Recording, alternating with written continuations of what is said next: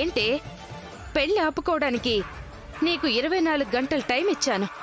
అందులో 12 గంటలు అయిపోయాయి. ఏం చేశావు? ఆపడానికి చాలా ప్రయత్నం చేశానండి. కానీ మా అత్తయ్య గారు నేను రాసిన లెటర్కి ఏం భయపడలేదు. అంటే ఏంటి?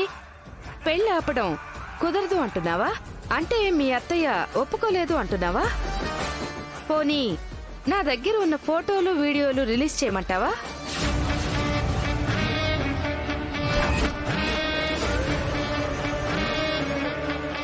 వద్దు, దయచేసి ఆ ఫోటోలని బయట పెట్టద్దు. అప్పుడు పెళ్లి ఆపాలి కదా. ఆపుతాను. నాకు ఇంకొక అవకాశం ఇవ్వండి ప్లీజ్.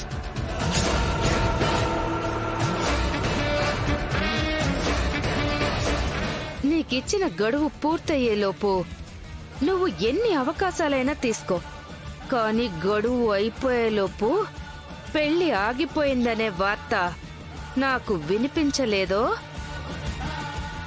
చెప్పాగా, నీ బతుకు బజారు, నీ కుటుంబం ఆత్మహత్య.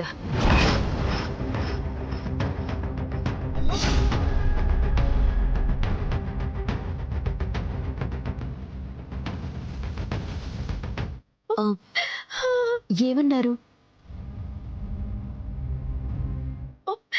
ఏం చేసైనా పెళ్లి ఆపకపోతే ఫొటోస్ వీడియోస్ బయటికి రిలీజ్ చేస్తా అంటున్నారక్క.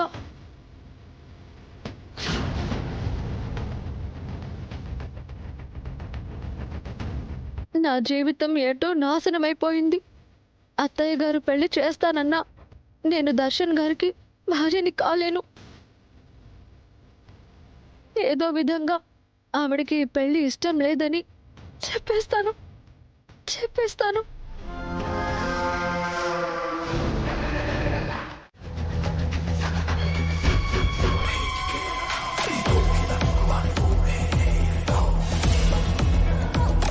శుభలేఖకి కూడా పూజ చేపించేస్తున్నారు. ఇప్పుడు ఏం చేయాలో నాకేం అర్థం కావడం లేదు. ఎందుకు అనవసరంగా టెన్షన్ పడుతున్నావు? ఎటు గుడికి వెళ్తున్నాం కదా. అక్కడే ఆనంద గారితో నీకు ఈ పెళ్లి ఇష్టం లేదని చెప్పేసేయి.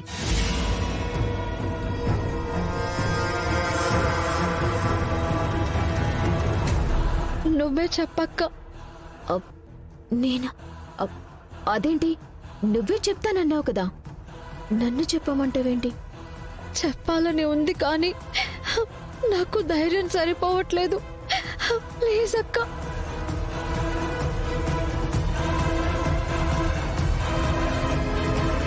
నా కోసం ఈ ఒక్క హెల్ప్ చెయ్యక్క.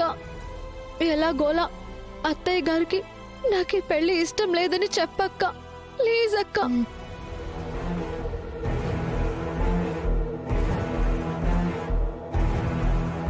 ఊరుకో, నీ బాధ నాకు అర్థం అవుతుంది. నువ్వు ఎంతో ఇష్టపడ్డావు దర్శన్ని. కానీ ఏం చేస్తాం? నీ జీవితం ఇలా అయిపోయింది. ఓకే, నీకోసం ఆ మాత్రం చేయలేనా? ఈ పెళ్లి ఆపండి అని చెప్పటానికి నాకు చాలా బాధగా ఉంది. కానీ తప్పట్లేదు. ఎలాగైనా సరే గుండెని రాయి చేసుకుని నేను ఆవిడికి ఈ విషయం చెప్పేస్తాను.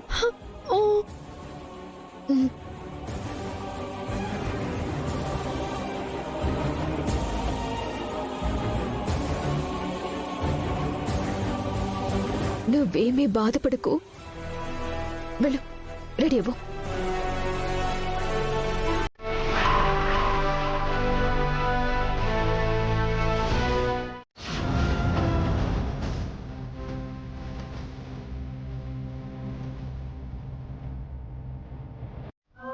మరి దేవత ఉన్న చోటికి, గర్భగుడి ఉన్న ఇంట్లోకి ఒక చెడిపోయిన ఆడది కోడలిగా అడుగు పెట్టడం పాపం కదా.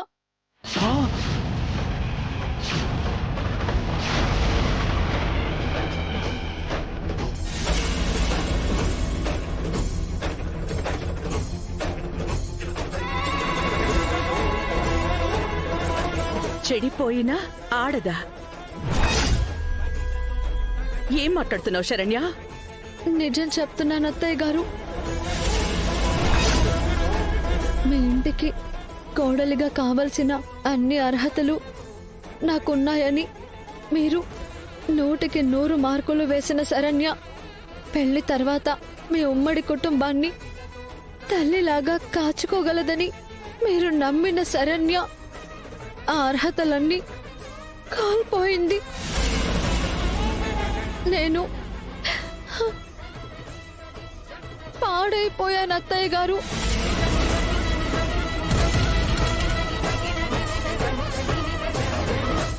నేను